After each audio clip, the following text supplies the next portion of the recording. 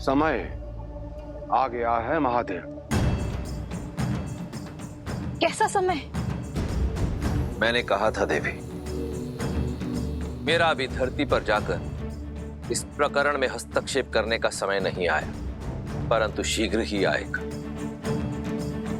वही उचित समय आ गया है। शिवाय नमः शिवाय नमः शिवाय। राम,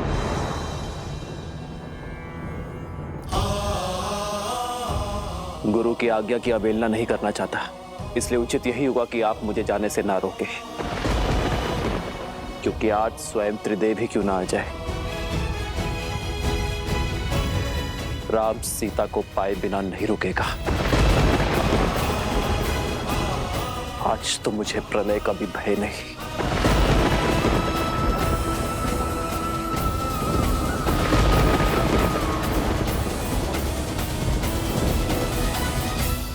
ब्रह्मदेव, प्रेम अग्नि ने प्रचंड अग्नि का रूप ले लिया है। आइए इस अग्नि का शमन करने चले।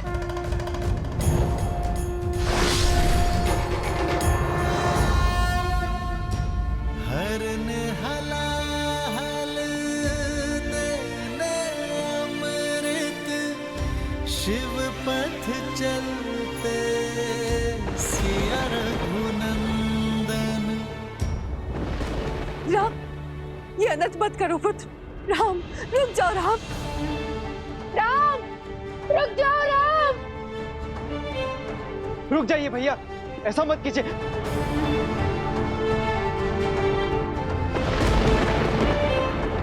महाराज राम, संभालिए अपने आप को, रुक जाइए।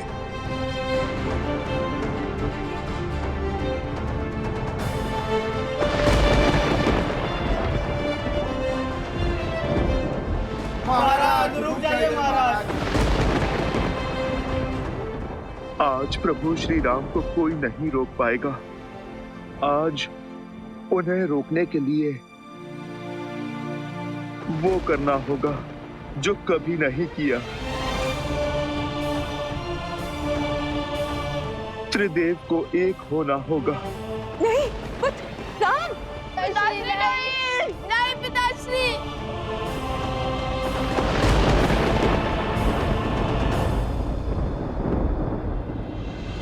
ऐसा प्रेम कहा भगवान, धर्म कसौटी करे सिया राम।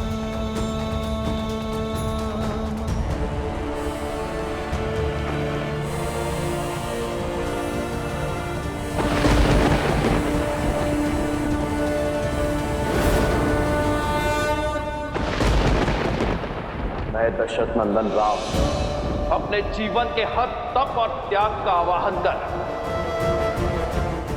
अपनी संपूर्ण शक्ति और सामर्थ्य का उपयोग कर उस पृथ्वी का अंत करने जा रहा हूं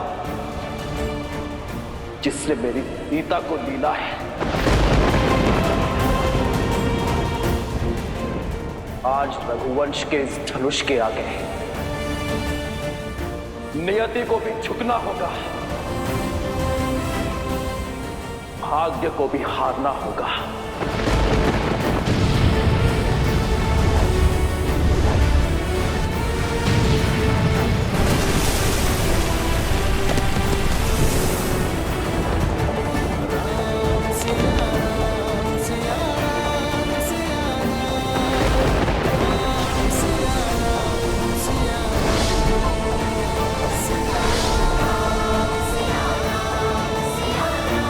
श्री राम के हृदय पर घोर आघात हुआ है। सीता के प्रेम में रमकर, वियोग की पीड़ा में बहकर श्री राम अपने उद्देश्य से मुख मोड़े खड़े हैं।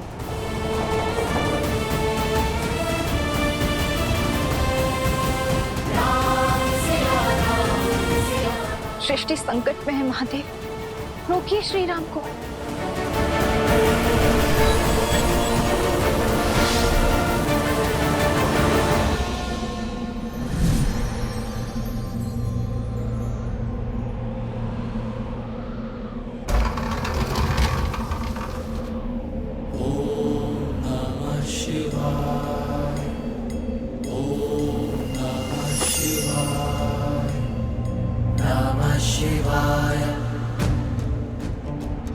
नमः शिवाय नमः शिवाय नमः शिवाय नमः शिवाय नमः शिवाय नागेन्द्रहाराय त्रिलोचनाय तस्माकरागाय महेश्वराय नित्याय शुद्धाय दिगंबराय तस्मै नकाराय नमः शिवाय नमः शिवाय नमः शिवाय नमः शिवाय नमः शिवाय। आप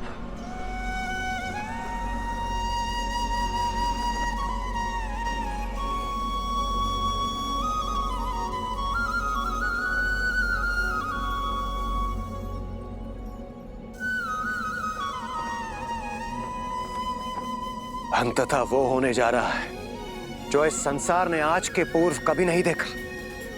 त्रिदेव पृथ्वी पर एक साथ, आज पृथ्वी धन्य हो गई। तो आज स्वयं नियति को बचाने, स्वयं भाग्य की रक्षा करने ब्रह्मदेव और महादेव आए हैं।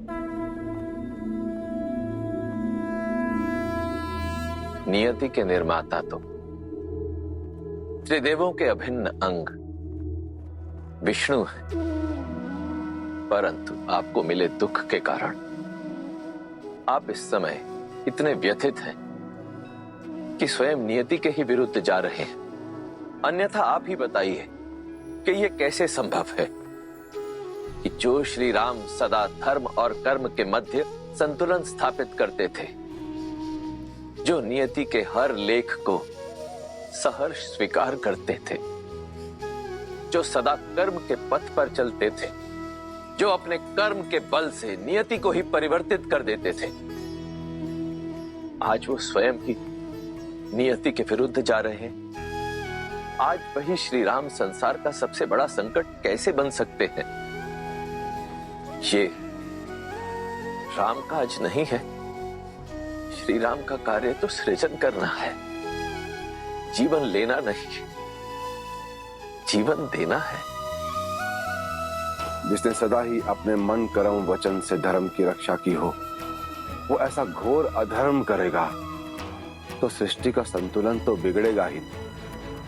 बस कीजिए, मुझे इतना महान मत बनाइए। जीवन भर इसी महानता का मूल्य चुकाता आया हूं मैं, किंतु जब तक ये महानता का मूल्य मुझ तक सीमित था, तब तक सब उचित था। किंतु आज मेरी महानता का मूल्य मेरी सीता को चुकाना पड़ा, उसे धरती में समाना पड़ा। तो आप ही बताइए ब्रह्मदेव, क्या मेरा टूटना उचित नहीं है? मुझ में अब और क्षमता नहीं है, मैं टूट चुका हूं। टूटे तो आप भी थे ना महादेव, जब शक्ति स्वरूपा देवी सती ने अपने प्राण त्यागे थे, तब आपने भी तो तांडव ही मचाया था, संपूर्ण सृष्टि में प्रलय लाई थी। महादेव, आप तो देवों के देव हैं, आपकी वेदना के समक्ष मेरी वेदना तुच्छ है।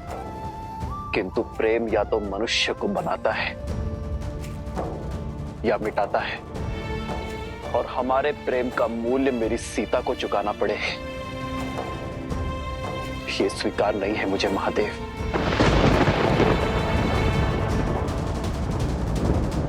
मैं एक साधारण मानव, और एक साधारण मानव की भांति मैंने हर दुख को सहा है, अपने भाग्य में आई नियति को स्वीकारा है।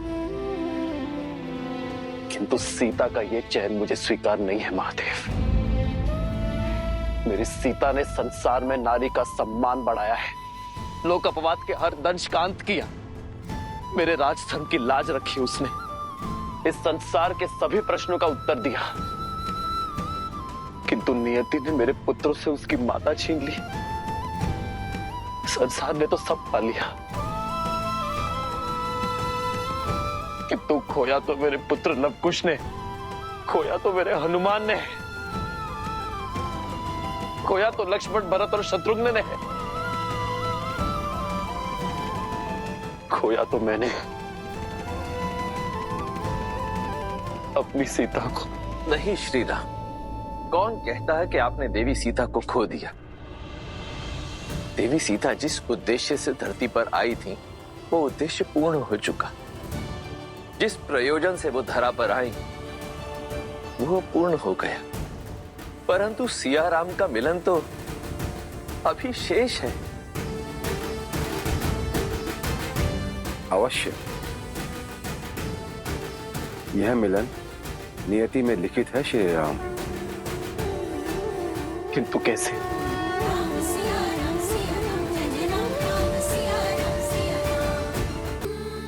अभी अभी तो मेरे नेत्रों के समक्ष मेरी सीता मुझे छोड़कर धरती में समा गई। ये कैसे संभव है? संभव है। धैर्य रखिए श्री राम और अपने वास्तविक परिचय को पहचानने का प्रयास कीजिए। आप रघुकुल नंदन हैं, अयोध्या के मर्यादा पुरुषोत्तम श्री राम हैं।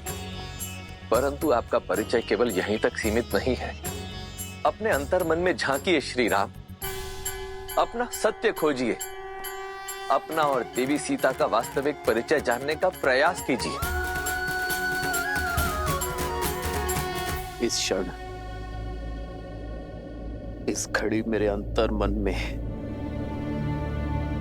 केवल अनंत दुख के काले बादल हैं महादेव, जिनके पार देखना असंभव प्रतीत होता है।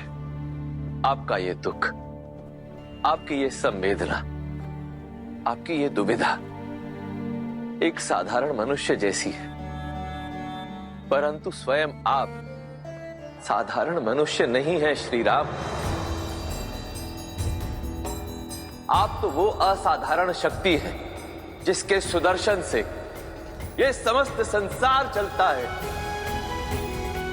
आप तो वो हाथ है जो इस संसार का पालन करते हैं।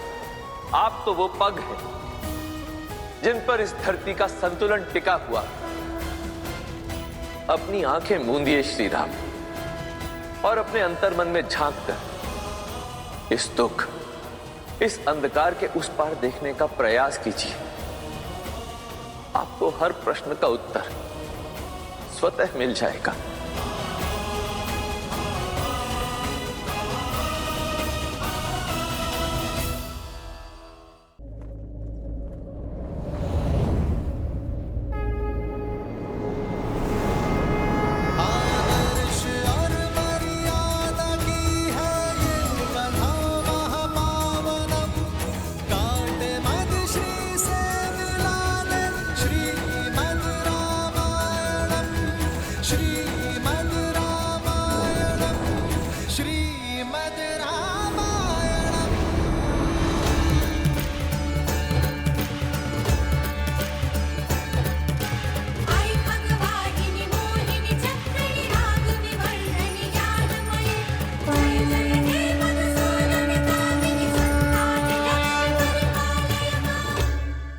आंखें मूंदिए श्री राम और अपने अंतर्मन में झांक कर इस दुख, इस अंधकार के उस पार देखने का प्रयास कीजिए।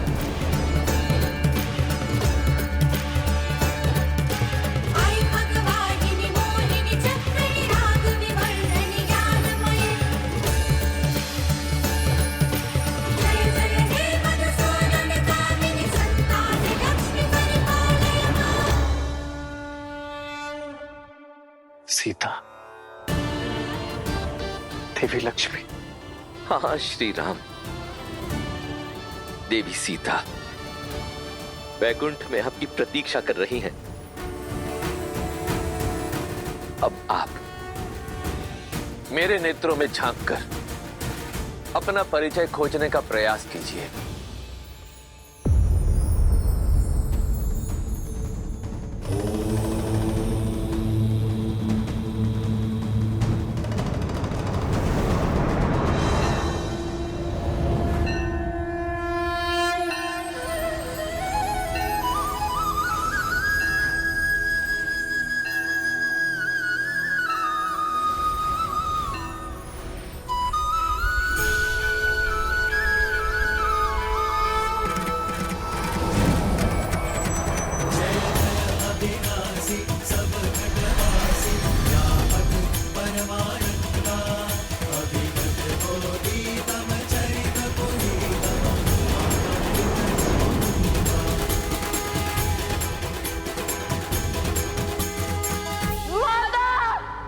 बस पुत्र, शांत हो जाओ, मैं हूं ना।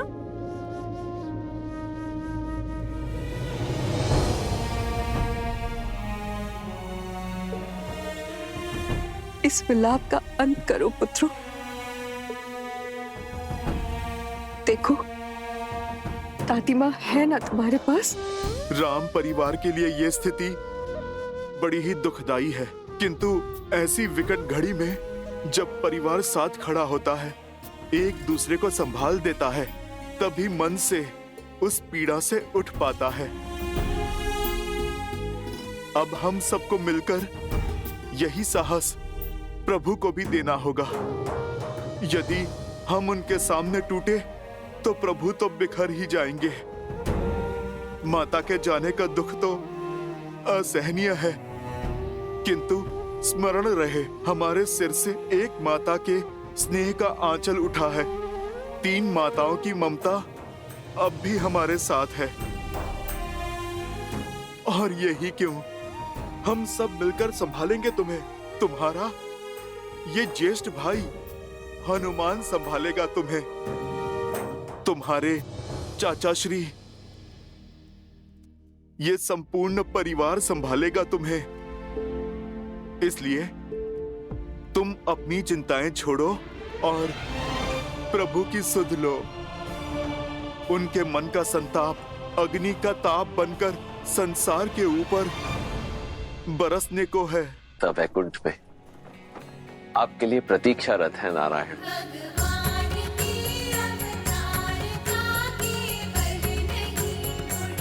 नारायण,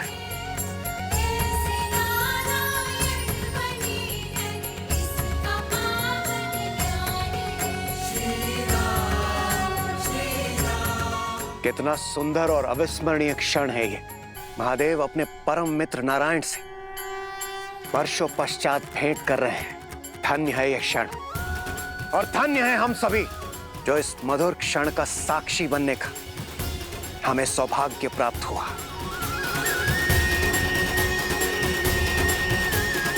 हर हर महादेव, जय श्री राम, जय श्री राम। श्री राम अवतार में आपके जीवन का एक बड़ा उद्देश्य अभी शेष है। श्री राम, आप राम राज्य की स्थापना करना चाहते थे। ये उद्देश्य तो आपने पूर्ण कर लिया, परंतु अब बड़ा प्रश्न ये है कि इस राम राज्य की परंपरा को आगे कौन लेकर जाएगा, कौन इसे बढ़ाएगा। ये कार्य आपके वंशज, आपके उत्तराधिकारी करेंगे, और इसके लिए उन्हें आपके मार्गदर्शन की आवश्यकता होगी। आप अपनी पूर्ण निष्ठा और बल के साथ उन्हें इस उत्तरदायित्व के लिए सज्ज करेंगे। श्री राम, जब तक आपका यह उद्देश्य पूर्ण नहीं हो जाता, तब तक आपकी अर्ध संगिनी वहीं वैकुंठ में आपकी बाट जोहेंगी। अब आपको अपने जीवन का अंतिम उद्देश्य, अंतिम सत्य ज्ञात हो गया है। अब आप अपने पूर्ण बल और निष्ठा के साथ अपने इस दायित्व का वहन कीजिए और निश्चित कीजिए कि आप और देवी सीता शीघ्रातिशीघ्र वैकुंठ में पुनः मिले।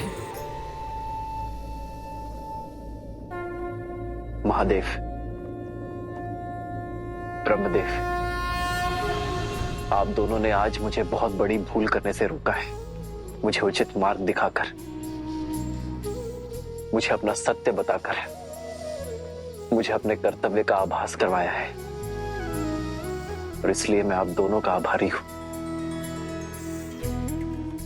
परंतु मैं इस स्मृति के साथ नहीं रहना चाहता।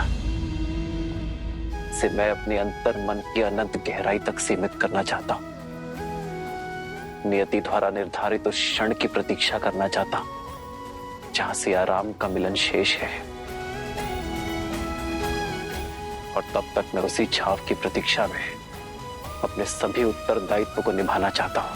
श्री राम, श्री राम, श्री राम, श्री राम। आदर्श और मर्यादा की है ये कथा महापावनम। काट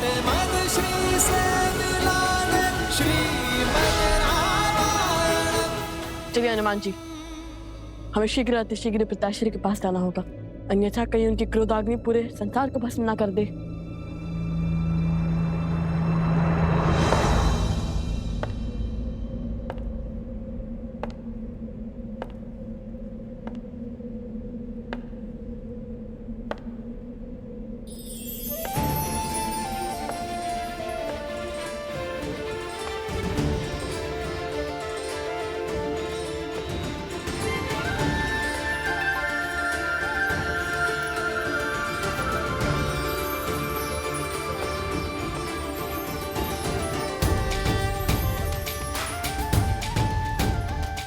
प्रभु रामचंद्र कृपालु भजु मन हरण भव भय दारुणम नव कंज लोचन कंज मुख कर कंज पद कंजारुणम कंदर्प गणित अमित छवि नव नीला नीरज सुंदरम पटपीत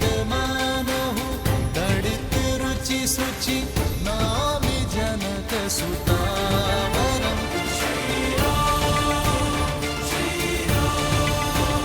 राजा राम श्री राम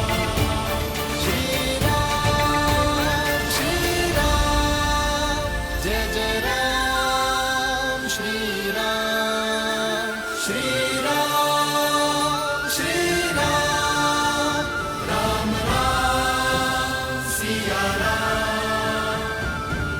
आज इस सभा में जो भी हुआ वो नहीं होना चाहिए था।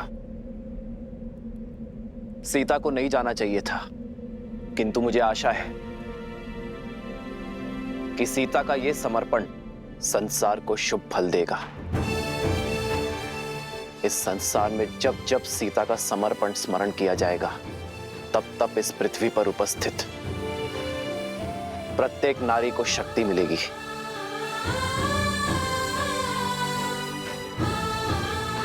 सीता के इस बलिदान को सृष्टि आत्मदाह से नहीं, आत्मसम्मान से जोड़ेगी। स्त्री शक्ति का उदाहरण मानेगी। एक नारी को समाज में सर्वोच्च स्थान दिलाने की पहल के रूप में देखेगी। और मुझे प्रसन्नता है इस बात की कि रघुकुल की जिस परंपरा को आज तक ये वंश निभाता आया है, सीता ने उस परंपरा को कलंकित नहीं होने दिया। सीता और उसके साहस का जितना बखान किया जाए उतना कम है। सीता के आगे तो ये राम भी कुछ नहीं। इसलिए आज मैं ये घोषणा करता हूं कि संसार में जब जब राम का नाम लिया जाएगा तो उससे पूर्व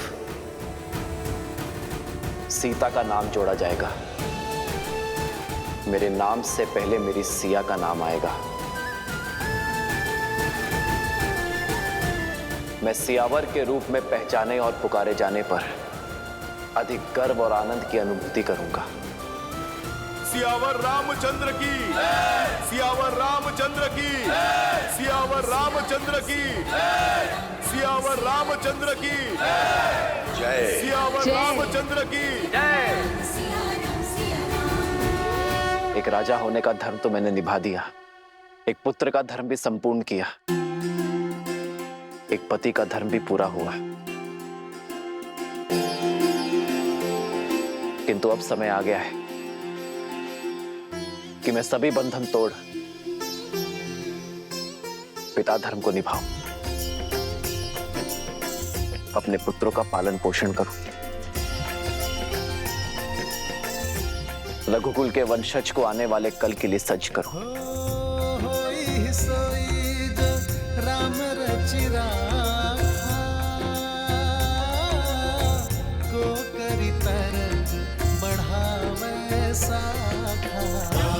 सिया राम जय जय राम। अब जब नर रूपी नारायण अपना सत्य जान चुके हैं, तो क्या इसका प्रभाव उनके निर्णयों और उनके जीवन यापन पर नहीं पड़ेगा? अपने बल का भान होने के पश्चात जो अहंकार की भावना से ग्रसित हो जाए वो नर होता है देवी, नारायण नहीं। मैं मानता हूं कि अपने मानव स्वरूप में अपनी शक्तियों का भान होने के पश्चात, इस सत्य का ज्ञान होने के पश्चात, एक साधारण मनुष्य के रूप में जीवन यापन करना श्री राम के लिए अत्यधिक कठिन होगा। परंतु समझ लीजिए, यही है मेरे श्री राम की अग्नि परीक्षा। क्योंकि अब तो दायित्वों में उद्देश्य का रंग भी घुल गया है। संसार में नारायण से बड़ी कोई शक्ति नहीं देवी, और मर्यादा पुरुषोत्तम श्री राम से बड़ा किसी का उत्तरदायित्व भी नहीं। इसलिए मुझे पूर्ण विश्वास है देवी कि श्री राम अपने उत्तरदायित्वों का वहन उसी दक्षता से करेंगे जिस दक्षता से वो करते आए हैं।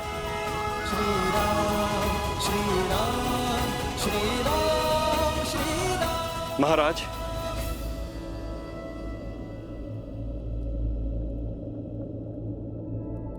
अब समय आ गया है कि हम अयोध्या में व्याप्त दुख को भूलकर सुख का संधान करें। अयोध्या का भविष्य आपके दोनों पुत्रों का स्वागत करे। स्वीकार समावेश यज्ञ द्वारा इन्हें स्वीकार करे, जिसके लिए शुक्ल पक्ष की पूर्णिमा उत्तम तिथि है।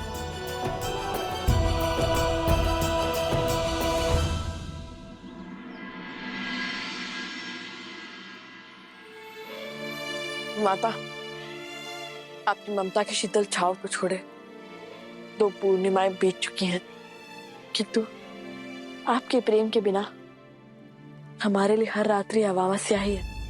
मन को समझाने का बहुत प्रयत्न करते हैं माता, किंतु तो आपकी स्मृतियां जाती ही नहीं है। पिताश्री की ओर से हर सुख, हर सुविधा पा रहे हैं हम, किंतु तृप्ति नहीं मिलती। माता का स्नेह और पिता का मार्गदर्शन जो हमें आपसे मिलता था, वही पिताश्री दे रहे हैं हमें। परंतु आपकी ममता आपके अतिरिक्त और कौन दे सकता है? माता, आज आपके पुत्रों को उनका उचित स्थान मिलने को है। वो अयोध्या के राजकुमार बनने को है। हमारे समावेश यज्ञ के लिए पूरी अयोध्या उत्साहित है, किंतु आपके बिना हम ये यज्ञ कैसे कर सकते हैं? रघुकुल का अंग कैसे बन सकते हैं? मन नहीं करता हमारा आपके बिना इस सम्मान को स्वीकार, किंतु संस्कार प्रेम के आड़े आ रहे हैं माता। वो संस्कार जो अपनी प्रसन्नता का मोह छोड़ संसार के सुख का ध्यान रखने की शिक्षा देते हैं, किंतु संसार की प्रसन्नता के लिए हम ये यज्ञ अवश्य पूर्ण करेंगे माता। माता, आपके पुत्र राजकुमार का वेश धारण करेंगे, किंतु मन से सदा ऋषि कुमार रहेंगे। वन देवी के संस्कारों से ओतप्रोत ऋषि कुमार। लवकुश, पिताश्री,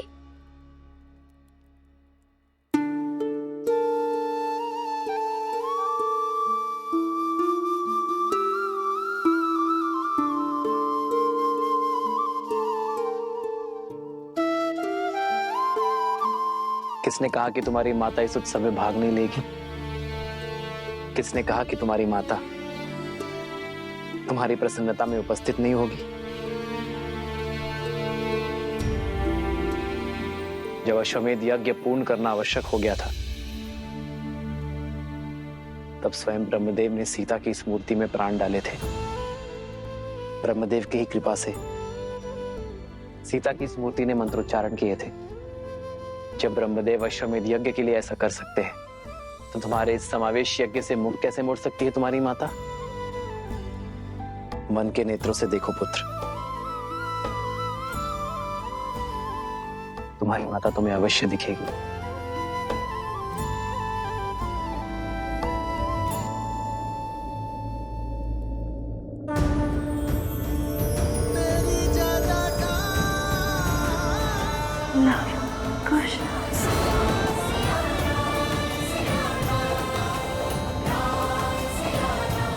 माता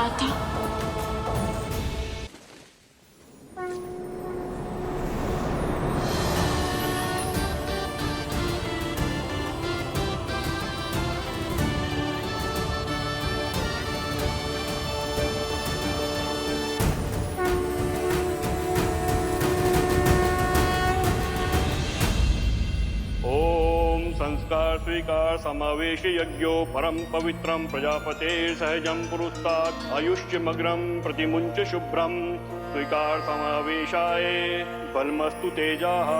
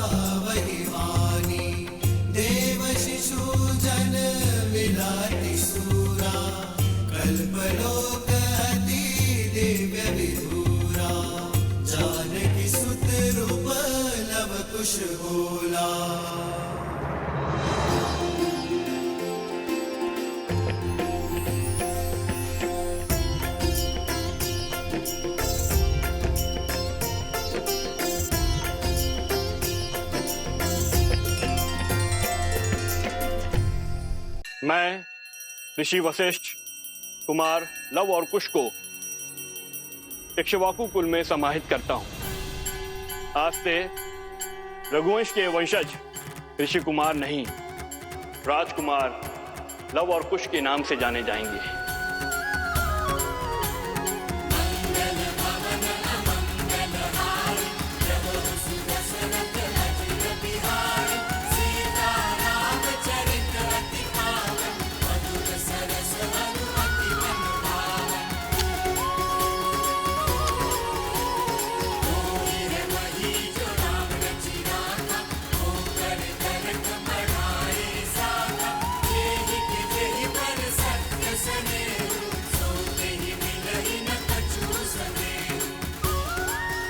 हमें आशीर्वाद दे माता।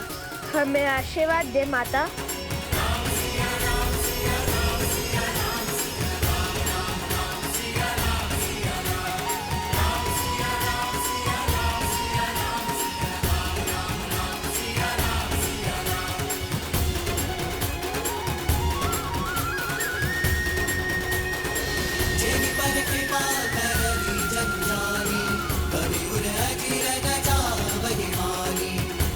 शिशु